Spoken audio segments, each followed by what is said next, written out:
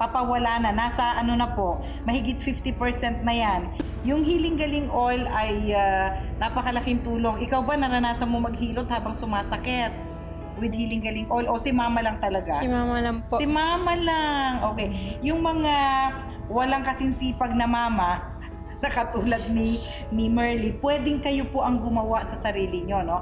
Kung may mga aches and pains dahil sa bukil, bukol, damukol, i-warm compress nyo lang po, lalo na ang puson, no? Pag naramdaman na po na mainit yung affected area, open na po yung skin pores, pwede na mag-stimulate ng Healing Galing Oil. Banayad lang po na hilot mula sa puson papuntang pusod, no? At napakaganda nga po kung sasabayan ng pag-inom ng mainit-init na herbal cleansing tea. Yun po ang naranasan ni Pamela. Tapos, sa gamutan natin, kasi holistic approach, Pamela nakayanan mo ba yung pinagbawal sa'yo ni Ate Seri at kinonvert yung iyong diet sa hydrating alkaline diet? Nakayanan ko naman po. Agad-agad on the first day o sinabi mo kay mama, ayoko nito? Nung first day po, hindi po syempre. Nung tumagal-tagal na po, nakayanan ko na po. Nakasanayan. Pahirapan ba nung first day? Paano mo nakumbinse? Nanonood ang mga nanay. Minsan may mga nanay po na takot na sa anak. Pag sinabi ng bata na ayaw na. Paano mo nakumbinse? Dahil initially, si Pamela Merly ay ayaw nung bagong putahe ng pagkain na binibigay sa kanya. Lagi kong pinagsasabihan po na gusto mo bang gumaling?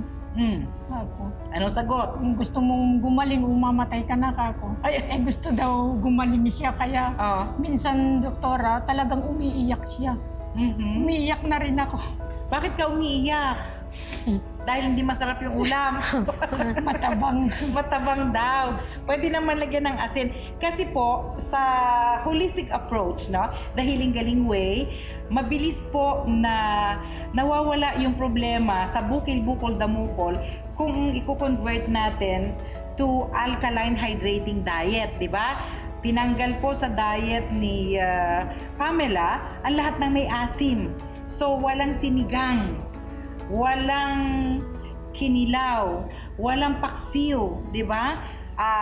Instead, yung mga nilaga, tinola, mga bulanglang, mga ganyan. Kasama po sa diet na binago sa kanya ay ang lahat ng mabubuto at may asim, di ba? Ultimo kamatis po ay bawal no? Tapos lahat po ng seeded fruits and vegetables, no? Pinagbawal po. Kaya malaking pagbabago kay Pamela at masabaw na, no? Yung kanyang hinahanap-hanap na mga dry na pagkain, mamantika ay tinanggal. Kaya po mabilis na gumaling. At kung susumahin natin, kailan natapos ang vaginal steaming procedure na sa tingin mo ay wala ka ng bukol? After 1 month. After 1 month, okay. Pero kailan lumabas yung mga lumalaglag? After 2 weeks po, nalalaglag na po siya. Nalalaglag na, no? Hindi ka ba natakot yung may bumabagsak-bagsak sa vaginal steaming bucket o yung pail, yung balde? Hindi naman po. Hindi. Okay. Kasi yung iba natatakot, bakit may bumagsak? Kung sa ospital po, sa operasyon, tinatanggal po talaga yun no? Kaya binubuksan ang katawan ng tao. Sa vaginal steaming procedure po natin, para sa mga bukil, bukol, damukol sa reproductive organs ng kababaihan, whether ovaries, cervix, uterus, ay bumabagsak na lang, no? Doon po sa balde kung saan nagsisteaming yung pasyente. Yun din po ang natatanggal sa ospital. Kaya pag chinek up ulit, magaling na. Nagpa-check ba kayo ulit sa ospital? Normal na lahat, talagang inuulit-ulit na. Nag-normal na lahat sa Hinahanap niya yung ovarian cyst. Hindi makita. Hindi makita. Pero hindi naman inoperahan. Hindi ba nagtanong si Doc? Hindi nagtanong. Hindi. Sabi niya, wala naman. Clear daw lahat, clear na. Clear. Hindi naman sinabing guni-guni mo lang yon. Nung alas 11 in ultrasound, doktora, nagdadasal ako. Sabi ko, paano kaya kung may bukol pa ka? Maggagamot pa ito. Talagang kabang-kaba ako, doktora. Kasi hindi pa lumalabas yung result. Okay. So, nung lumabas na ang resulta, talagang nagpapasalamat ako sa Panginoon, sa Healing Galing, doktora, buti andyan kayo. Kaya talagang naiiyak ako, gumaling yung anak ko. Hindi nyo ba inaasahan na gumagaling sa ganung paraan? Opo, doktora. Nasaan ko talaga. Talagang dasal talaga. Mhm. Ito ba'y nag-iisa mong anak, si Pamela? Oh, doktor. Nag-iisa. Siyempre naman kapag sinabing may bukol, nag-aalala na, di ba? Dahil pwede rin maging cancer later on. Pero kung inoferan siya na magpa-opera, ayaw mo bang ipa-opera? Pero may nagsabi na doktor sa ospital na pwedeng operahan. Operahin na daw kung meron na kaming pera, operan na daw. Magkano ba hinihingi? Hindi naman sinabi, doktora. Pero ayaw mo pa rin pa-operahan. Bakit? Talagang hanapin namin, doktora, kung saan namin ko. Gusto mo natural? Natural. Okay. Kaya naman po, sa loob ng isang buwan, no, ay nakumpleto na at may findings nga po, may laboratory ulit na wala na nga yung bukol, no? At ang cue po dyan kung kailan ititigil kasi magsisimula ka, yung iba bigyan natin ng idea, magsisimula po sa vaginal steaming procedure dahil nandun nga yung problema. Once napansin po ninyo 3 consecutive days na kayo ay sumasalang sa ating vaginal steaming procedure at napansin nyo wala na pong lumalaglag, no? Wala na pong bumabagsak, mucus, dugo, nabuo-buo. May amoy bang naamoy ka doon sa bumabagsak sa'yo? Opo, mabaho. Mabaho. Pag dinescribe mo anong klaseng baho yun?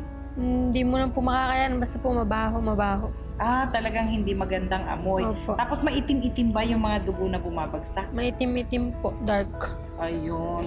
Hanggang ngayon napapaiyak pa si Pamela pero lagpas ka na doon. Kaya gagawin mo ng balanse ang buhay mo, pati ang diet, balance na. Isa po sa mga kinahihiligan kasi dati ni Pamela ay ang mga pagkaing maasim, kaya po tumubo naman ang bukil sa kanyang bukil ang tawag ko, hindi pa naman masyadong malaki yun eh. Kaya lang nag-cause na ng pananakit sa kanya. Pero ngayon nagbagong buhay na. Opo. Okay. At dahil nagbagong buhay na po si Pamela, may regalo si Chef Jeremy Fabia sa'yo. Ayan. Naku, ang cute ng pangalan, no? Kukwento ni. Eto na, tumatakbo pa. Ayan, para sa ating... Los siomai.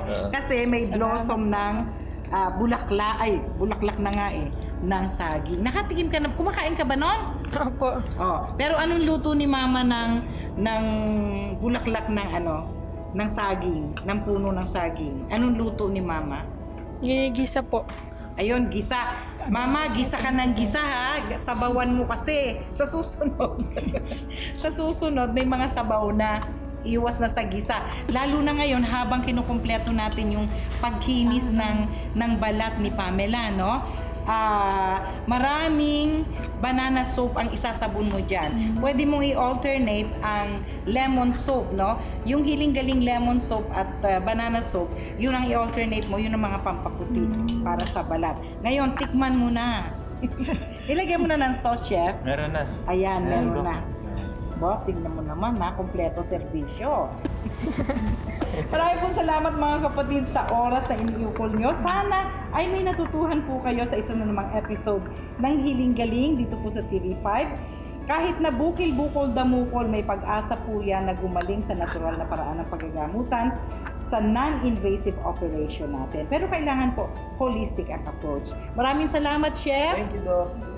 Maraming salamat sa inyong dalawa at sana ay magturo rin kayo sa mga kapitbahay ng kaalaman natin sa natural na paraan ng paggagamutan.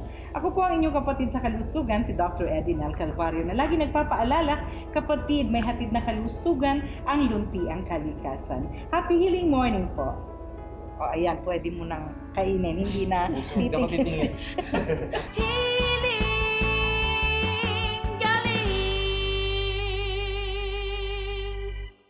Mga 2 days po, napansin ko talagang palaki yung pagkahaba ng dila niya po. Pang ilang araw bago nabuo o na sobrang haba na ng dila ni Keisha? Nung pang 3 days, napansin ko hanggang baba na po yung haba ng dila niya. Kasi ito ay tinatawag na glossitis hemangioma. Di lang lumawit dahil sa paglaki, paano na ibalik sa dati? Hiling Galing sa TV, Year 2, Linggo, alas 7 ng umaga sa TV5.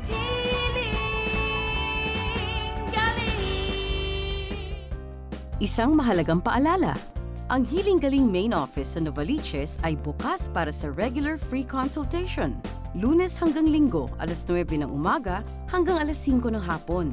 Maliban tuwing holidays, maaari kayong mag-text sa aming text hotline 0921-445-0355 para sa inyong mga katanungan.